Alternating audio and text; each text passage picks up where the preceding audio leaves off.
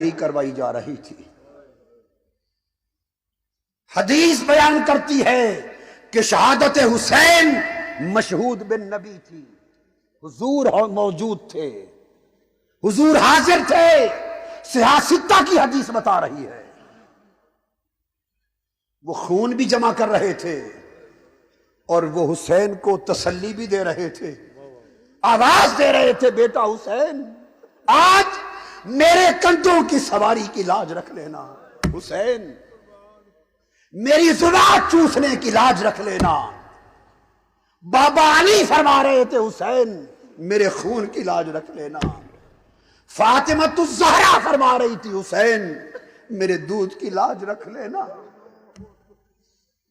کئی قدم ڈگمگا نہ جائے۔ حسین خیمہ زن ہے کربلا میں، گلشن رسالت کے پھول اندر ہیں، شہزادیاں اندر ہیں، پاک بیبیاں اندر ہیں، اس فاطمہ کی بیٹیاں اندر ہیں جس کے لیے محشر کا دن نگاہیں جھکانے کا اعلان آئے گا۔ بدبخت یزیدیو، تم پہچان نہیں رہے کہ کن کی بیٹیاں ہیں۔ عاشورہ کی رات آ گئی ہے، 10 محرم سے پہلی رات ہے عاشورہ کی۔ تھکے ماندے حسین امام ابن کثیر البدایہ والنہایہ میں بیان کرتے، ٹیک لگا کے تھکا ہوا حسین تھوڑی دیر کے لیے بیٹھا، آنکھ لگ گئی۔ ابن زیاد اور یزید کے لشکروں نے اہل بیت کے خیموں پر حملے کا فیصلہ کر لیا۔ بدبخت لشکری خیمہ ہائے اہل بیت کی طرف بڑے، ایک شور ہوا۔ فاطمہ الزہرا کی شہزادی سیدہ زینب باہر آئی، دیکھا شور کیسا ہے، رات کا اندھیرا ہے، شب عاشور ہے۔ دیکھا کہ یزیدی اور زیادی لشکر آ رہا ہے، دوڑ کر گئی، بھائی حسین اٹھ جائیے، دشمنوں نے حملے کی تیاری کر لی ہے۔ امام عالی مقام اٹھ کے فرماتے ہیں، بہن زینب ہم نے بھی تیاری کر لی ہے۔ پوچھتی ہیں، بھائی حسین آپ نے کون سی تیاری کر لی؟ فرمایا، بہن زینب ابھی نانا جان آئے تھے، آقا علیہ السلام آئے تھے، ابھی خواب میں آگ لگی اور فرما رہے تھے، بیٹا حسین ہم انتظار کر رہے ہیں تیرے استقبال کا۔ ادھر بھی تیاری ہو رہی ہے، استقبال کی تیاری ہو رہی ہے۔ حسین تلوار لے کر اٹھے، لشکر پیچھے چلا گیا۔ صبح میدان جنگ لگ چکا ہے، حسین نے اپنے بابا کا عمامہ پہنا ہے، ہاتھ میں تلوار ہے بابا کی، تاجدار کائنات کی، شہزادہ حسین، مصطفیٰ کے کندھوں پہ سواری کرنے والا حسین۔ کھڑا ہے، منصوبہ بندی سوچ رہا ہے۔ گرد میں ایک گھوڑے پر سوار آ کے سامنے کھڑا ہوتا اور آ کے پوچھتا ہے، حسین کیا میری معافی ہو سکتی؟ میرے آقا حسین نے پوچھا، تو کون ہے؟ اس نے کہا، وہی ہوں جو آپ کو یہاں لے آیا اس مردار دنیا کی خاطر، وہی ہوں۔ کیا اب بھی میری معافی ہو سکتی؟ آپ نے فرمایا، نام تو بتا تو کون ہے؟ اس نے کہا، آپ کا مجرم ہوں، مجھے حر کہتے۔ فرمایا، میں نانا سے کہوں گا تو دنیا میں بھی آزاد اور آخرت میں بھی آزاد کر دیا جائے گا، نیچے آ جا۔ اس نے توبہ کر لی، فرمایا نیچے آ جا، اور نے جواب دیا حسین زندہ نیچے نہیں آؤں گا، اب لاش میری آپ کے قدموں میں آئے گی۔ اور حسین کا یہ ہور شہید ہو گیا۔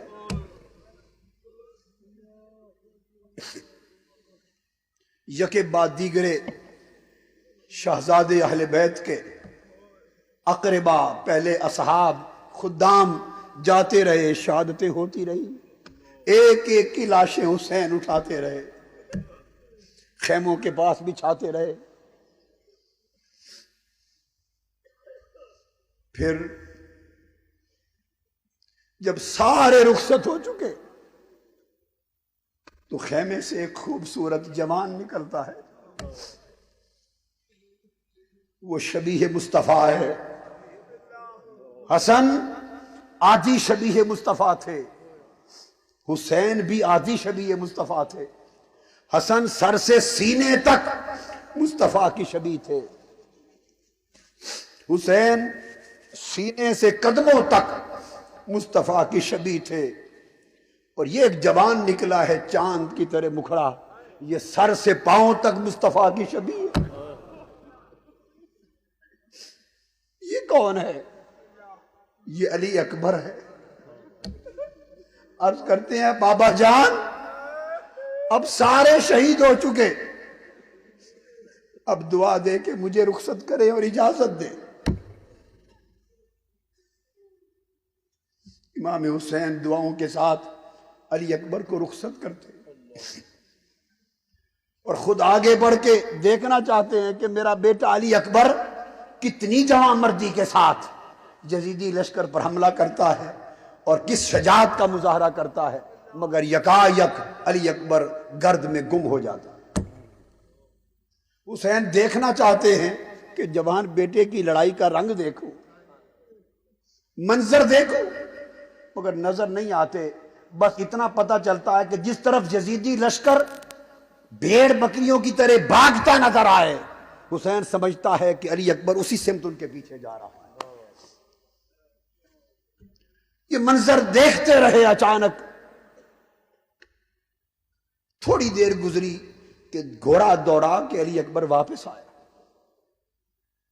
پوچھا بیٹا علی اکبر واپس کیوں آ گئے ہو؟ عرض کہ ابا جان پیاس بہت لگی ہے، اگر تھوڑا سا پانی مل جائے تو تازہ دم ہو کر ان بدبختوں کو پھر میں جا کے سبق دکھاؤں۔ میرے حسین نے، میرے آقا حسین نے علی اکبر کو سینے سے لگا لیا، فرمایا بیٹا پانی تو نہیں ہے، منہ کھول۔ علی اکبر نے منہ کھولا، حسین نے اپنی سوکھی ہوئی زبان علی اکبر کے منہ میں ڈال دی، فرمایا بیٹا علی اکبر اسی کو چوس لے، اسی کو چوس لے۔ میرے بابا بھی اسی طرح اپنی زبان مجھ کو چوساتے تھے، میں بھی بابا کی زبان، نانا کی زبان اسی طرح چوستا تھا۔ شاید اسی لیے چوساتے تھے کہ آج کے دن آپ کو زبان چوسانی تھی، اسی کا رس منہ میں گھول لے۔ علی اکبر کو پھر تازہ ہمت مل گئی، میدان میں گئے۔ کچھ لمحے گزرے تو آواز بلند ہوئی، یا ابا، ابا جان۔ سیدہ زینب کہتی ہیں بھائی حسین، علی اکبر کی آواز ہے۔ حسین دوڑ کے پہنچتے ہیں، وہ زمین پر ہیں، نیزہ ان کے سینے میں پیوست ہو چکا ہے۔ حسین نے علی اکبر کو گود میں لے لیا، پوچھا بیٹا زیادہ تکلیف ہے؟ عرض کہ ابا جان یہ سینے کا پھل نکال لیں تو میں پھر لڑوں گا۔ حسین نے پھل نیزے کا نکالا، خون کا فوارہ نکلا، روح قفس انصری سے پرواز ہو گئی۔ علی اکبر جنت المأوی میں جا پہنچے۔ علی اکبر کی لاش اٹھا کر حسین واپس آئے۔ ابن عساکر بیان کرتے کہ جب امام حسین کربلا میں پہنچے اور علی اکبر کو لینے گئے تھے، عمر 56 برس 5 ماہ اور کچھ دن تھی، 56.5 برس عمر مبارک تھی۔ سر اور داڑھی کا ایک بال بھی سفید نہ تھا۔ جب علی اکبر کی لاش کو اٹھا کر خیمے میں پہنچے تو حضرت سکینہ کہتی ہے پھوپھو جان سیدہ زینب کو بابا بوڑھے ہو گئے، بابا بوڑھے ہو گئے۔ جوان قاسم روانہ ہوتے، حسن کا پیکر ہے، کڑیل جوان، ان کا وقت شہادت آتا ہے۔ حسین نے حضرت قاسم بن حسن کی لاش بھی اٹھائی۔ امام ابن کثیر بیان کرتے ہیں اتنے بڑے کڑیل جوان ہیں کہ حسین نڈھال جسم سے جب حضرت قاسم کو اٹھا کے لا رہے تھے تو ان کے پاؤں زمین پر گھسیٹتے آ رہے تھے، لا کر علی اکبر کے ساتھ بچھا دیا۔ اندر خیموں میں گئے، سب کو سلام کیا، نصیحت کی، تلقین کی۔ بہن سیدہ زینب کو کہا اب لٹا بوٹا قافلہ دھیان سے لے جانا اور میری کامیابی کی دعا کر دے میری بہن۔ وہ باہر آئی، حسین گھوڑے پہ سوار ہو گئے۔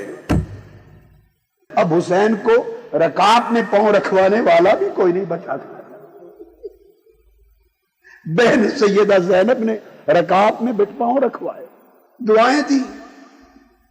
امام عالی مقام نے گھوڑے کی لگام کھینچی کہ آگے چلے، گھوڑا نہیں چلتا، پھر لگام کھینچی زور سے کہ آگے چل، گھوڑا سر نیچے کرتا ہے، آگے نہیں چلتا۔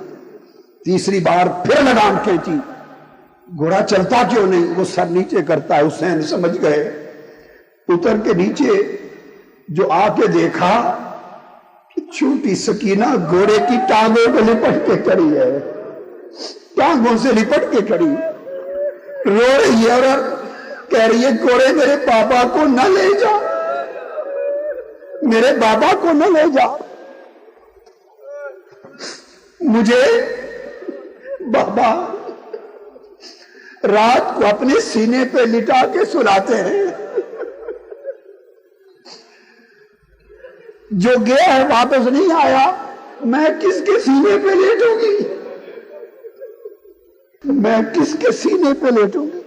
حسین نے سیدہ سکینہ کو اٹھا لیا، فرمایا بیٹا بس جتنے دن سینے پہ لیٹنے تھے وہ بیت چکے، تجھے پھوپھو کے سپورٹ کرتا ہوں۔ سیدہ زینب کی گود میں رکھا، حسین روانہ ہو گئے۔ اور پھر وقت شہادت آیا، آواز آئی یا ایتھا النفس المطمئنہ ارجعی الی ربک راضیۃ مرضیہ۔ اے روح حسین تو کامیاب ہو گیا، تجھ پر بندگی کو فخر ہے، تجھ پر انسانیت کو فخر ہے، تجھ پر ولایت کو فخر ہے، تجھ پر بزرگی کو فخر ہے، تجھ پر فاتحہ کو فخر ہے، علی مرتضیٰ کو فخر ہے، محمد مصطفیٰ کو فخر ہے، اور تیری بندگی پر خود خدا کو فخر ہے۔